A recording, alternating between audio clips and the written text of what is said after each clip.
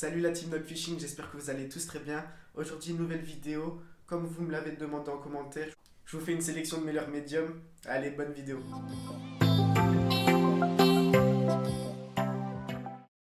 Juste avant de commencer la vidéo, je voulais juste vous dire que je me suis fait un petit PC pour le montage vidéo et pour faire des streams sur des jeux comme Fishing Planet, tout ça, ou Fishing SimWorld. Alors si vous êtes intéressé, vous me le dites en commentaire. Je me suis aperçu aussi qu'il me restait pas beaucoup de leur médium. Du coup, si ça vous intéresse, j'essaie de faire un live avec. On se met tous en live. Je vais sur internet, sur pêcheur.com, et c'est vous qui me faites la commande de l'heure. On choisit tous ensemble, on se fait une petite commande de l'heure pour l'ouverture, et puis voilà. Bon, on va tout de suite commencer sur des cranks. On commence petit pour la perche, la truite. C'est un leurre de chez Storm. Un petit crank avec une longue bavette qui plonge assez pour aller chercher dans les fosses. Nickel ce leurre. Toujours un crank de chez Storm, mais un peu plus gros cette fois. Je connais plus la référence de ce leurre, du coup, soit je vous la mets en bas ou soit je vous la mets dans la description. Ensuite, on va passer aux poissons nageurs. J'en ai pas beaucoup parce que je les avais achetés pour l'ouverture de la truite. On commence par les nouveaux petits minots de chez Decathlon. Des très très bons leurres qui coûtent pas très cher, 6 euros le leurre et 14 euros les 3. Mais j'en ai déjà perdu un. Des très très bons leurres pour la truite et la perche.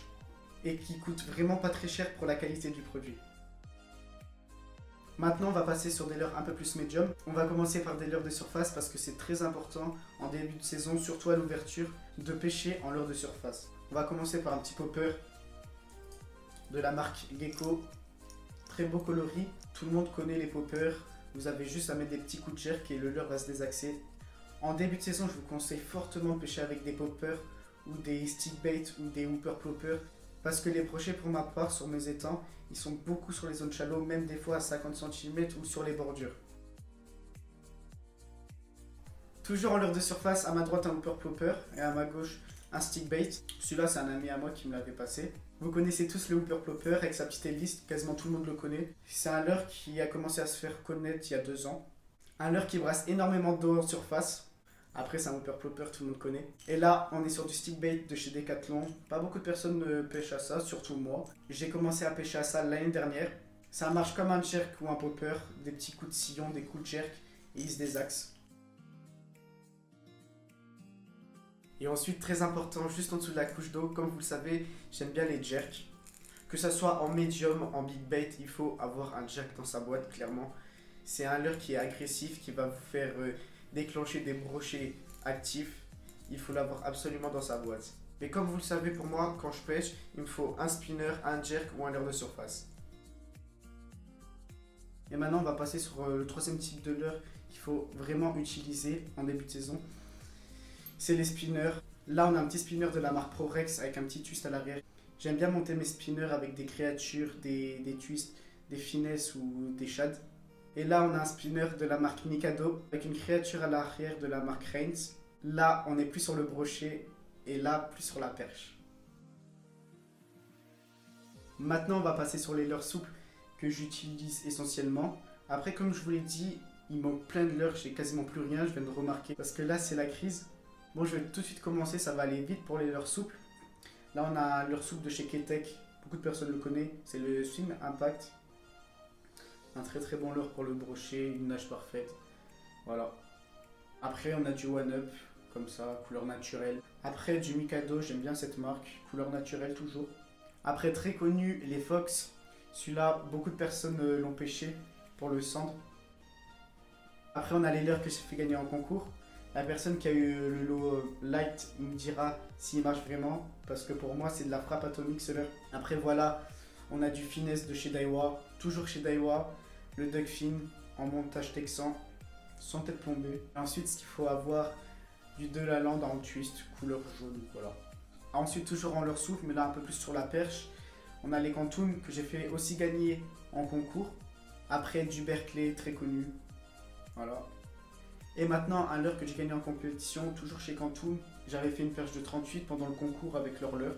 Encore en leurre souple, on a du Westin couleur naturelle. Il y a 2 ans, j'ai beaucoup utilisé ce leurre, c'est un Gunky.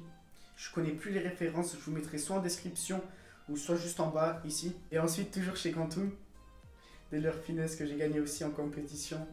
et que j'ai fait gagner en concours. Voilà. En gros, c'est terminé pour les shads. Si vous avez des leurres à me conseiller en description, vous me le dites en commentaire. Et de toute manière, si vous êtes chaud, on fera un live où on se fera une commande en direct. Bon, on va continuer sur les leurres souples, mais plus les shads. On va partir sur des swingbaits. Là, on a la canne des troutes de chez Savage Gear. Un petit swingbait très sympa que beaucoup de personnes connaissent. Et Savage Gear, ils ont fait un montage très sympa pour pas détruire le leurre. Avec un triple à l'arrière. Et quand le brochet chope, le trip s'enlève et ça coulisse. Et ensuite là, un petit swingbait, pas en souple, mais qui nage vraiment très bien. Après, vous connaissez les swingbaits. Couleur Fire Tiger, très bien pour les zones shallow. Et maintenant, on va passer sur des leurres classiques que tout le monde connaît et qui existent depuis longtemps. Alors, on commence par les cuillères, bien sûr. On a de la cuillère pour le brochet, de la cuillère basique de chez Decathlon. J'ai pas besoin de vous expliquer, vous connaissez la cuillère. Et on a des cuillères numéro 1 pour la pêche, de la truite et de la perche. Voilà. Et comme vous le savez, j'aime bien pêcher en flotte tube. Qui dit flotte tube dit vertical. On a des jigs de chez VMC, un petit jig de 3 grammes. Et là, on a un petit jig de chez Rapala où on met des coups de sillon comme ça, on jig quoi, pour pêcher la perche ou le centre. Voilà. Ensuite, de temps en temps, en UL, j'aime bien pêcher le chevenne avec des petits insectes. Là, c'est des insectes de la marque Ilex. Voilà, c'est les magiques. Ça coûte un peu cher, ça coûte 10 € les 6, je crois. Enfin bref, c'est un peu cher. Après, c'est Ilex. Mais voilà en gros ce que j'utilise pour la pêche du chevenne. Vous pêchez avec une canne de 7 grammes, avec un petit hameçon en taille de numéro 4. Et vous lancez, normalement ça part si vous avez une bonne tresse.